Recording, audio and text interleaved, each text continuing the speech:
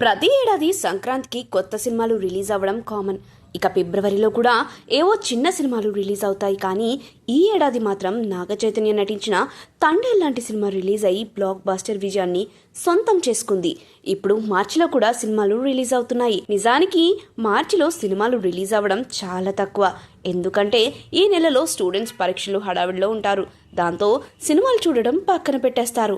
ఈ నెలలో సినిమాలు రిలీజ్ చేయడానికి నిర్మాతలు ఆసక్తి చూపించరు. ఇక ఏవో కొన్ని సినిమాలు మాత్రమే మార్చి నెలను సెలెక్ట్ చేసుకుంటాయి.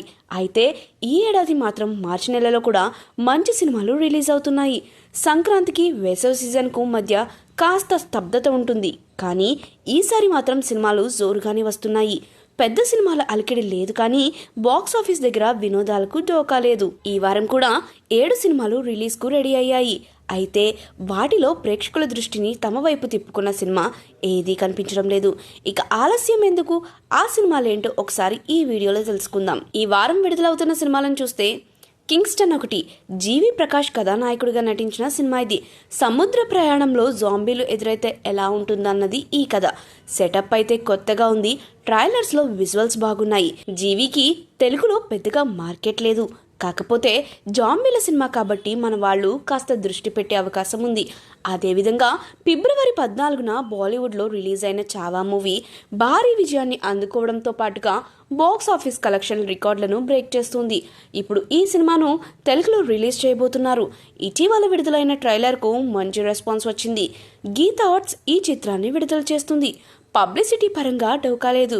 కాకపోతే ఇప్పటికే ఈ సినిమాని హిందీ వెర్షన్లో చూసేశారు.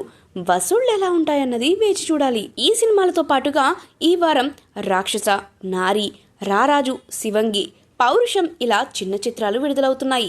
వెంకటేష్ మహేష్ బాబు మల్టీ స్టారర్ సీతమ్మ వాకిట్లో సిరిమల్లి చెట్టు రిలీజ్ అవుతుంది. మహేష్ ఫ్యాన్స్ హంగామా మరోసారి థియేటర్లలో చూసే వీలు దక్కింది. ఇప్పటికే టీవీలో ఈ సినిమాని చాలాసార్లు చూసేశారు. ఈ మధ్య రిలీజ్ అవుతున్న చిత్రాలకు థియేటర్లలో మంచి రెస్పాన్స్ వస్తుంది. అలాగే ఈ సినిమా కోసం అటు మహేష్ బాబు ఫ్యాన్స్, ఇటు వెంకటేష్ ఫ్యాన్స్ వెయిట్ చేస్తున్నారు. మరి ఈసారి ఎలాంటి రికార్డులను బ్రేక్ చేస్తుందో చూడాలి. ఇప్పటి వరకు అయితే ఈ సినిమాలు రిలీజ్ డేట్లని లాక్ చేసుకున్నాయి. ఇక సడన్గా ఏదైనా సినిమా రిలీజ్ డేట్ని అనౌన్స్ చేస్తారేమో చూడాలి. మరి ఈ సినిమాలో ఏ సినిమాకు ప్రేక్షకులు నీరాజనం పలుకుతారు, ఎలాంటి కలెక్షన్స్ రాబడతాయో వేచి చూడాల్సిందే.